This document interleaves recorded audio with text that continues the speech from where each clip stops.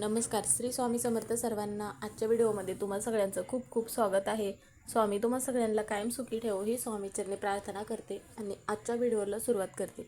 तर आजचा व्हिडिओ असा आहे की आता चैत्र पौर्णिमा आणि हनुमान जयंती गुरुवारच्या दिवशी आली आहे, म्हणजेच की 2 एप्रिलला आहे. तर चैत्र पौर्णिमा आणि हनुमान जयंती एकत्र असल्यामुळे आपल्याला आपल्या घरामध्ये पैसा टिकून राहावा म्हणून आपल्याला अशा काही सेवा असतात ज्या आपण पौर्णिमा आणि अमावस्या असेल तेव्हाच आपण काही उपाय करत असतो. तर 99% जे लोक आहेत, तर ते जे श्रीमंत लोक आहेत, तर ते हे उपाय करत असतात. तर असे कोणते उपाय आहेत की जे आपण पण केले पाहिजेत आणि पौर्णिमेला आपण जर उपाय केले तर आपल्या घरामध्ये पैसा टिकून राहत असतो. तर ते उपाय आपल्याला कसे करायचे आहे, तर याबद्दलचीच माहिती आपण आजच्या व्हिडिओमध्ये घेणार आहोत. व्हिडिओ शेवटपर्यंत बघा, म्हणजे तुम्हाला ही माहिती पूर्णपणे समजेल. व्हिडिओ आवडला तर व्हिडिओला लाईक करा, चॅनलवर नवीन असेल तर चॅनलला सबस्क्राईब करा, व्हिडिओला हाईप करायला विसरू नका. आता पौर्णिमा आणि अमावस्या असल्यामुळे आपल्या घरामध्ये आपण काही सेवा उपाय करत असतो, तर त्याचं फळ आपल्याला मिळत असतं. आपली इच्छा पूर्ण होण्या अगोदरच आपण बऱ्याच वेळा काय करत असतो की काही सेवा उपाय केले तर आपल्याला लगेच इतरांना सांगत असतो. म्हणजे आता एखादा आपण उपाय केला आणि त्याबद्दल आपण इतरांना म्हणजे की काय उपाय केला आहे तर ते आपण लगेच सांगत असतो. तर मग तसे न करता काय करायचं आहे, आपली इच्छा पूर्ण झाल्यानंतर सांगायचं आहे. असे नाही की इतरांना तुम्ही सांगू नका. इतरांना तुम्ही सांगायचं आहे ज्यावेळेस तुमची इच्छा पूर्ण होईल त्यावेळेस तुम्ही सांगायचं आहे, म्हणजेच की जेणेकरून त्यांना पण त्याचा उपयोग होईल. आता चैत्र महिन्यातील ही जी पौर्णिमा आहे तर तिला आपण चैत्र पौर्णिमा असेही म्हणत असतो. आता या दिवशी म्हणजेच की पौर्णिमेच्या दिवशी तीर्थ ठिकाणी स्नान करण्याला अत्यंत महत्त्व दिले जाते, किंवा मग तुम्ही गंगाजल टाकून पण स्नान करू शकता. आता प्रत्येकाला तीर्थ ठिकाणी जाऊन स्नान करणं तर शक्य होत नाही, म्हणून मग स्नान करत असताना हर हर गंगे असा मंत्र म्हणून मग आपल्याला स्नान करायचं आहे.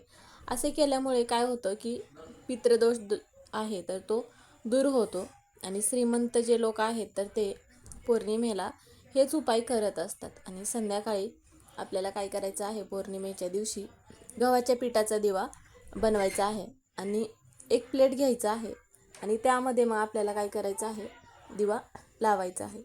त्यात मग आपल्याला तेल टाकायचं आहे आणि मग 2 लवंग, 1 वेलची टाकून दिवा आपल्याला प्रज्वलित करायचा आहे. आणि हा जो दिवा आहे तर आपल्या उजव्या हातात घ्यायचा आहे आणि घराचा मुख्य दरवाजा जो आहे जिथून आपण प्रवेश करत असतो तर तिथून आपल्याला 7 वेळा उतरवून घ्यायचा आहे. डाव्या किंवा उजव्या बाजूने हा जो दिवा आहे तर तो ठेवायचा आहे. आता बऱ्याच वेळा काय होतं की घराच्या बाहेर असल्यामुळे, हवा असल्यामुळे, हवेमुळे दिवा मग विझला जातो.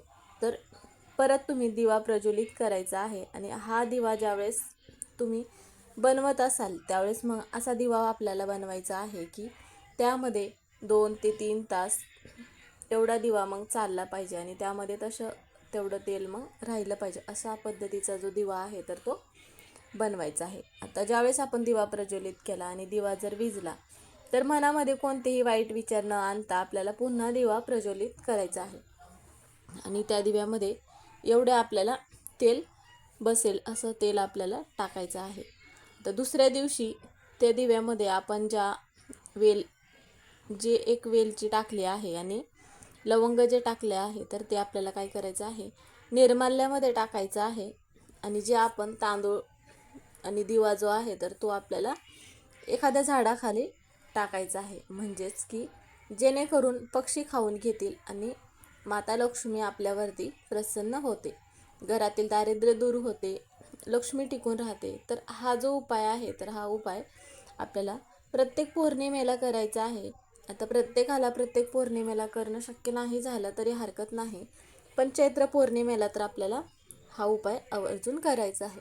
घरामध्ये आजारपण असेल, घरातील पैसा सतत खर्च होत असेल तर काय करायचं आहे, त्यासाठी पण एक उपाय आहे. तर एक खोबऱ्याची वाटी आपल्याला घ्यायचं आहे आणि त्यामध्ये आपल्याला दुहेरी वात लावायची आहे आणि त्यामध्ये 2 कापुराच्या वड्या ठेवायच्या आहेत आणि तो जो दिवा आहे तर म्हणजेच की जो आपण प्रज्वलित करणार आहोत म्हणजेच की खोबऱ्याची वाटी, तर तो आपल्याला देवघरापुढे प्रज्वलित करायचा आहे. आणि मग ती खोबऱ्याची जी वाटी आहे तर ती उचलून आपल्याला घ्यायची आहे आणि ती आपल्या घराच्या प्रत्येक कोपऱ्यात काय करायचं आहे तर ती फिरवायची आहे आणि घराच्या बाहेर जायचं आहे.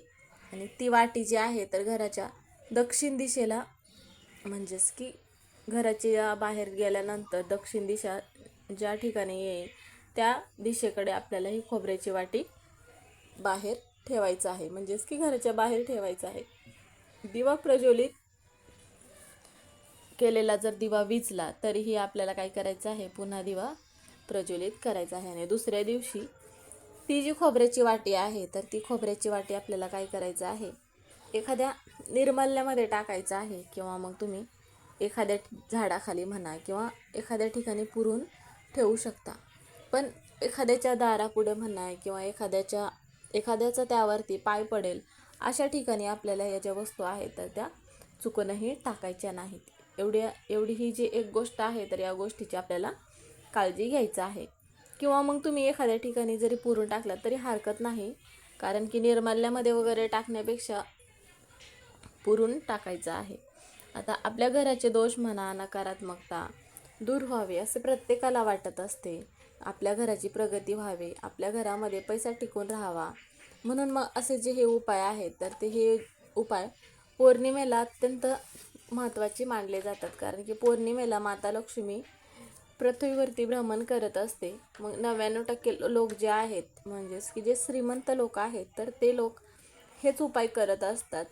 आणि आपल्याला हे जे उपाय करणे आहे तर ते आपल्याला माहिती नसते आणि आपण इतर ज्या सेवा आहेत, जे उपाय आहेत तर ते आपण करत असतो. आणि पौर्णिमेच्या दिवशी आपण अमावस्या आणि पौर्णिमा म्हटलं की भीतीचा दिवस हा मनामध्ये प्रत्येकाच्या येत असतो. पण मनामध्ये भीतीचा दिवस आहे असं काहीही न आणता असे उपाय करणे गरजेचं आहे. त्यामुळे मग तुम्ही पण तुमच्या घरामध्ये पैसा टिकून राहावा असे वाटत असेल तर त्यावेळेस मग काय करायचं आहे की पौर्णिमेला हे जे उपाय सांगितले आहे तर ते उपाय करायचं आहे. त्याचप्रमाणे आता हनुमान जयंती पण आहे, म्हणून मग काय करायचं आहे, जे मंदिरामध्ये जाणं शक्य होत नसेल तर त्यावेळेस मग बरेच जण काय करत असतात की हनुमान जयंतीनिमित्त निर्जला व्रत जे असतात तर ते निर्जला व्रत करत असतात. म्हणजेच की अन्न आणि पाणी पूर्णपणे वर्ज्य करणे असा पण उपवास हा केला जातो. त्यामुळे तुम्ही पण असा उपवास करणं शक्य होत असेल तुम्हाला तर तुम्ही आवर्जून करू शकता. त्याचप्रमाणे आता हनुमान जयंतीला बरेच भक्त काय करत असतात की नकारात्मकता ऊर्जा असेल किंवा वाईट शक्ती असेल तर आपल्या जीवनातील अडथळ्यांपासून संरक्षण मिळवण्यासाठी हनुमानाची पूजा मग केली जात असते. असे नाही की फक्त पौर्णिमा आहे किंवा मग हनुमान जयंती आहे म्हणूनच आपल्याला भगवान हनुमानाची पूजा करायची आहे का, तर नाही. इतर दिवशी पण आपण पूजा करायची आहे, पण हनुमान जयंतीच्या दिवशी आपण जर काही उपाय, काही सेवा केले तर त्याचं फळ आपल्याला नक्की मिळत असतं. म्हणून मग निर्जली उपवास पण केला जातो. तर आता हे व्रत करत असताना त्यामध्ये फलाहार केला जातो. फळे म्हणा, दूध म्हणा किंवा पाण्यासोबत पण हे जे काही पदार्थ म्हणजेच की फळे वगैरे खाऊन हे व्रत पूर्ण केले जाते. तर या उपायांपैकी तुम्हाला कोणताही जरी उपाय करणं शक्य झालं तर तुम्ही आवर्जून करायचं आहे, जेणेकरून तुमच्या पण घरामध्ये पैसा टिकून राहील, तुमच्या पण घरातील गरिबी संपेल आणि तुम्हाला पण पौर्णिमेला कोणते उपाय करायचे आहेत यामुळे तुमच्या घरात पैसा टिकून राहिला. तर मग व्हिडिओ इथे संपला. व्हिडिओ कसा वाटला कमेंट करून नक्की सांगा. कमेंटमध्ये श्री स्वामी समर्थ हे लिहायला विसरू नका. व्हिडिओ पूर्ण बघितल्याबद्दल धन्यवाद.